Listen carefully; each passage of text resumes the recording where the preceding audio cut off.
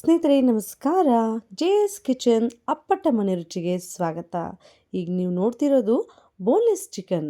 ಇದು semi gravy chapati ಹಾಗೂ ಯಾವುದೇ ಒಂದು ರೀತಿಯ ಇಡ್ಲಿ, ದೋಸೆ, ಪರೋಟೆಗೆ ಸೂಕ್ತವಾದಂತಹ ಒಂದು ಮನೆ ಗ್ರೇವಿನ ಮಾಡ್ತಿದ್ದೀವಿ. ದಯವಿಟ್ಟು ಸಂಪೂರ್ಣವಾದ ವಿಡಿಯೋನ ನೋಡಿ ನಮ್ಮನ್ನು ಪ್ರೋತ್ಸಾಹಿಸಿ. ಈ ಒಂದು ವಿಶೇಷವಾದ ರೆಸಿಪಿಯಲ್ಲಿ ನಾವು ಟೊಮೊಟೊವನ್ನು ಬಳಸಿಲ್ಲ, ಹಾಗೆ ಯಾವುದೇ ರೀತಿಯಾದಂತಹ ಮಸಾಲೆ ಪದಾರ್ಥಗಳನ್ನು ನಾವು ಹಾಕ್ಕೊಂಡಿಲ್ಲ. ರುಬ್ಬದೆ ಮನೆಯಲ್ಲೇ ಸುಲಭವಾಗಿ ಸರಳವಾಗಿ ರುಚಿಯಾಗಿ ಬಿಸಿಯಾದಂತಹ ಒಂದು ಬೋನ್ಲೆಸ್ ಚಿಕನ್ ಮಾಡೋದು ನಮ್ಮ ಈ ಜೇಸ್ ಕಿಚನ್ ಅಪ್ಪಟ ಮನರುಚಿಯ ವಿಶೇಷತೆ. ದಯವಿಟ್ಟು ಸಂಪೂರ್ಣವಾದ ಸಂಚಿಕೆಯನ್ನು ನೋಡಿ, ಹಾಗೆ ನಿಮ್ಮ ಅನಿಸಿಕೆಯನ್ನು ಕಮೆಂಟ್ ಮುಖಾಂತರ ತಿಳಿಸಿ. ದಯವಿಟ್ಟು ನಮ್ಮ ಚಾನಲ್ನ ನೀವು ಸಬ್ಸ್ಕ್ರೈಬ್ ಮಾಡ್ಕೊಳ್ಳಿ, ಹಾಗೆ ಫೇಸ್ಬುಕ್ಕಲ್ಲೂ ಕೂಡ ಫಾಲೋ ಮಾಡಿ. ಬನ್ನಿ ಇದು ಯಾವ ರೀತಿ ಮಾಡಬೇಕು, ಯಾವ ಸಾಮಗ್ರಿ ಬೇಕು ನೋಡೋಣ.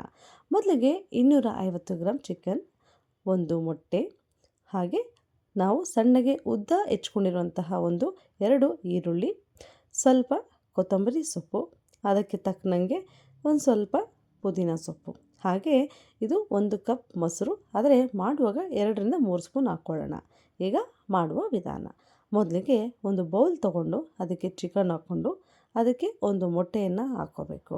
ಇದಾದ ಮೇಲೆ 1 ಟೇಬಲ್ ಸ್ಪೂನಷ್ಟು ಅಚ್ಚ ಖಾರದ ಪುಡಿ, ಹಾಗೆ 1 ಟೇಬಲ್ ಸ್ಪೂನಷ್ಟು ಕಾಶ್ಮೀರಿ ಮೆಣಸಿನ ಪೌಡರ್, ಇದಕ್ಕೆ ಕೊತ್ತಂಬರಿ ಸೊಪ್ಪನ್ನ ನಾವು ಹಾಕ್ಕೋಬೇಕು, ಹಾಗೆ ಪುದೀನ ಸೊಪ್ಪನ್ನು ಕೂಡ ಹಾಕ್ಕೋಬೇಕು.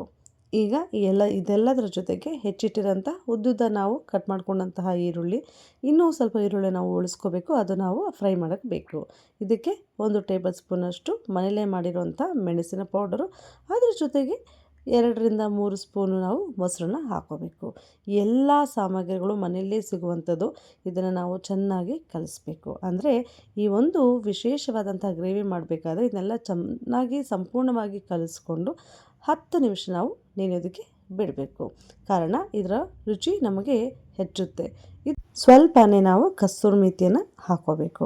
ಈಗ ಒಂದು ಪ್ಲೇಟ್ನ ಮುಚ್ಚಿ 10 ನಿಮಿಷ ಇದನ್ನ ಹಾಗೆ ಬಿಡೋಣ. ಈಗ ಚಪಾತಿಯನ್ನು ಮಾಡೋದನ್ನ ನೋಡೋಣ. ಏನು ಚಪಾತಿ ಪ್ರತಿಯೊಬ್ಬರು ಮನೇಲಿ ಮಾಡ್ತಾರೆ, ಇದರಲ್ಲಿ ಏನು ವಿಶೇಷತೆ ಅಂತ ಕೇಳೋದಾದರೆ ದಯವಿಟ್ಟು ಈ ವಿಡಿಯೋನ ನೀವು ಖಂಡಿತವಾಗ್ಲೂ ನೋಡಲೇಬೇಕು. ಕಾರಣ ನಾವು ಇಲ್ಲಿ ಮಾಡಿ ತೋರಿಸುವಂಥ ಚಪಾತಿಯು ಪರೋಟ ರೀತಿಯಲ್ಲಿ ಇದು 2ರಿಂದ 3 ಲೇಯರು ಬರುವಂತಹ ಒಂದು ವಿಶೇಷವಾದ ಚಪಾತಿ. ಇದನ್ನು ಮಾಡಬೇಕಾದ್ರೆ ಹಿಟ್ಟು ನಾವು ನಾದ್ಕೋಬೇಕು.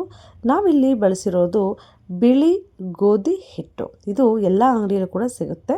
ಇದು ನಾವು ಒಂದು ಸಮನಾದಂಥ ಆಕಾರ ತಗೊಂಡು ಮತ್ತು ಆ ಚಪಾತಿಯನ್ನು ನಾವು ತೀಡ್ಕೋಬೇಕು. ನಂತರ ಈಗ ನಾವು ಈ ವಿಡಿಯೋದಲ್ಲಿ ಯಾವ ರೀತಿ ತೋರಿಸ್ತಿದ್ವಿ ಆ ರೀತಿಗೆ ಟ್ರಯಾಂಗಲ್ ಶೇಪಲ್ಲಿ ಬರೋ ರೀತಿ ನೀವು ಮಾಡ್ಕೋಬೇಕು. ಈಗ ಚಪಾತಿನ ನೆನೆಯೋದಕ್ಕೆ ಇಟ್ಟು ಒಂದು ಪ್ಯಾನಿಗೆ 1 ಟೇಬಲ್ ಸ್ಪೂನಷ್ಟು ಬಟರ್ನ ತೊಗೋಬೇಕು. ಈ ವಿಶೇಷವಾದ ರೆಸಿಪಿಗೆ ಬಟರು ತುಂಬಾ ಬಹುಮುಖ್ಯ ಅಂತಲೇ ಹೇಳ್ಬೋದು. ಹಾಗೆ 1 ಟೇಬಲ್ ಸ್ಪೂನಷ್ಟು ಬೆಣ್ಣೆನ ತೊಗೊಂಡು ಅದು ಕರಗಿದ ನಂತರ ಈಗಾಗಲೇ ನಾವು ಈರುಳ್ಳಿನ ಸ್ವಲ್ಪ ತೆಗೆದಿಟ್ಕೊಂಡಿದ್ವಿ, ಆ ಈರುಳ್ಳಿನ ನೀವು ಹಾಕ್ಕೋಬೇಕು. ಇನ್ನು ಈರುಳ್ಳಿನ ಚೆನ್ನಾಗಿ ನಾವು ಆ ಬಟರ್ ಜೊತೆಗೆ ಫ್ರೈ ಮಾಡ್ಕೋಬೇಕು. ಇನ್ನು ಒಂದೆಸಳು ನಾವು ಕರಿಬೇವಿನ ಸೊಪ್ಪನ್ನ ಹಾಕ್ಕೊಂಡು ಚೆನ್ನಾಗಿ ಹಸಿ ವಾಸನೆ ಹೋಗೋ ತನಕ ನಾವು ಅದನ್ನು ಬಾಡಿಸ್ಕೋಬೇಕು. ಉರಿ ದಯವಿಟ್ಟು ಫ್ಲೇಮ್ ಕಮ್ಮಿಯಲ್ಲಿರಬೇಕು, ಯಾಕಂದರೆ ಫ್ಲೇಮ್ ಏನಾದರೂ ಹೈ ಆದರೆ ಇದು ಸ್ವಲ್ಪ ಸೀದೋವಂಥ ಸ್ಮೆಲ್ ಬರುತ್ತೆ. ಈಗ 1ರಿಂದ 2 ಟೇಬಲ್ ಸ್ಪೂನಷ್ಟು ನೀವು ಕಡಲೆಕಾಯಿ ಏನಾದರೂ ಹಾಕ್ಕೋಬೋದು, ಕೊಬ್ಬರಿ ಎಣ್ಣೆ ಕೂಡ ನೀವು ಉಪಯೋಗಿಸ್ಕೋಬೋದು. ಈಗ ರುಚಿಗೆ ತಕ್ಕಷ್ಟು ಉಪ್ಪನ್ನು ನೀವು ಹಾಕ್ಕೋಬೇಕು. ಮ್ಯಾರಿನೇಟ್ ಮಾಡಿದಾಗ ನಾವು ಉಪ್ಪನ್ನ ಹಾಕ್ಕೊಂಡಿರೋದಿಲ್ಲ, ಯಾಕಂತ ಹೇಳಿದರೆ ಆ ಟೈಮಲ್ಲಿ ನೀವೇನಾದರೂ ಉಪ್ಪು ಹಾಕ್ಕೊಂಡ್ರೆ ಅದರ ರುಚಿನೇ ಬೇರೆ ಇರುತ್ತೆ. ಆದ್ದರಿಂದ ನಾವು ಫ್ರೈ ಮಾಡ್ಕೊಳ್ಳೋ ಟೈಮಲ್ಲಿ ಉಪ್ಪನ್ನ ಹಾಕ್ಕೊಂಡು ನಂತರ ನಾವೇನು ಚಿಕನ್ನ ನಾವು ನೆನೆಸಿಟ್ಟಿದ್ವೋ ಆ ಚಿಕನ್ ನಾವು ಪ್ಯಾನ್ ಒಳಗಡೆ ಹಾಕ್ಕೊಂಡು ಸರಿಯಾಗಿ ಹದವಾಗಿ ಇದನ್ನು ನಾವು ಬಾಡಿಸ್ಕೊಳ್ತಾ ಬರಬೇಕು. ನೀವು ಈಗ ವಿಡಿಯೋದಲ್ಲಿ ನೋಡ್ತಿದ್ದೀರಾ, ಅದರ ಬಣ್ಣ ಆಹಾ ತುಂಬಾ ಸುಂದರವಾಗಿದೆ. ಇದೇ ರೀತಿಯಾಗಿ ನಾವು ಫ್ಲೇಮ್ನ ಲೋವಲ್ಲಿ ಇಟ್ಕೊಂಡು ಚೆನ್ನಾಗಿ ನಾವು ಅದನ್ನ ತಿರುಗಿಸ್ಕೋಬೇಕು.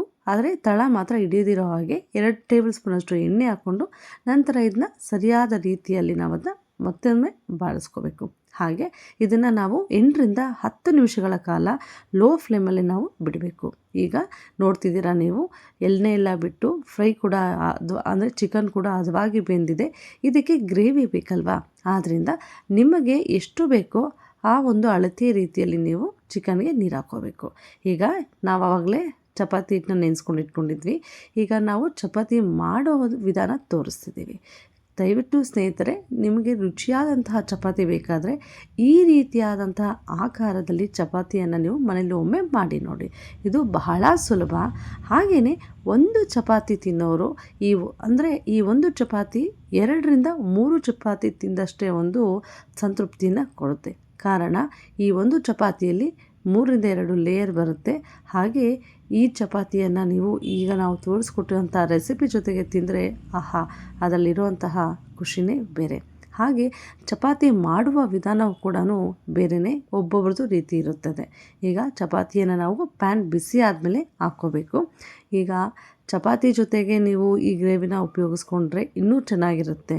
ಇಲ್ಲ ಚಪಾತಿಯೊಂದಿಗೆ ನೀವು ದೋಸೆ, ಇಡ್ಲಿ, ಪರೋಟ ಇನ್ನು ಮುಂತಾದ ರೀತಿಯಲ್ಲಿ ಈ ಒಂದು ಗ್ರೇವಿಯನ್ನು ನೀವು ಬಹುಮುಖ್ಯವಾಗಿ ಸವಿಬೋದು. ಆದರೆ ಈಗಾಗಲೇ ತಿಳಿಸ್ಕೊಟ್ಟಂಗೆ ಚಪಾತಿಯು ಲೇಯರ್ ಬರೋದಕ್ಕೆ ಕಾರಣ ಈ ರೀತಿಯಾದಂತಹ ಒಂದು ಹಿಟ್ಟಂತಲೇ ಹೇಳ್ಬೋದು.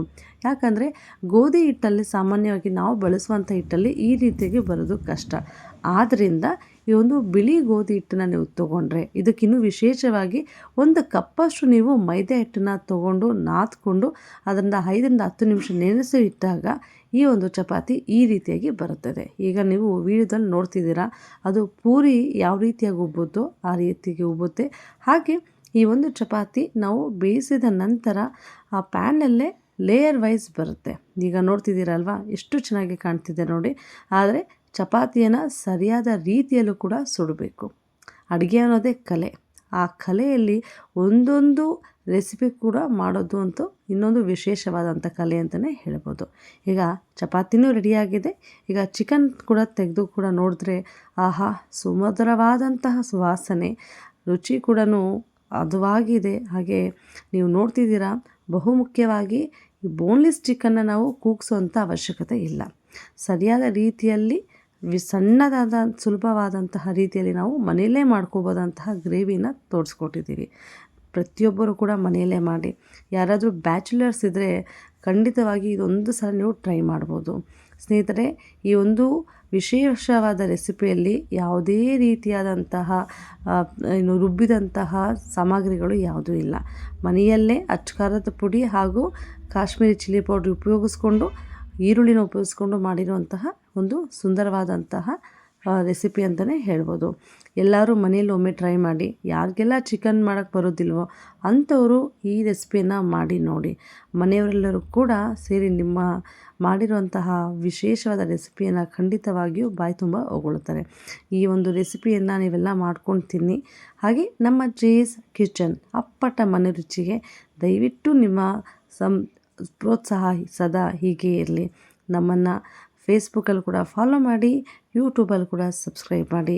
ಯಾವುದೇ ಒಂದು ರೀತಿಯಾದಂಥ ರೆಸಿಪಿ ನಿಮಗೆ ಬೇಕಿದ್ರೆ ಕಮೆಂಟ್ ಮಾಡಿ. ಮುಂದಿನ ನಾವು ಸಂಚಿಕೆಯಲ್ಲಿ ಸಿಗೋಣ. ಅಲ್ಲಿ ತನಕ ಧನ್ಯವಾದಗಳು.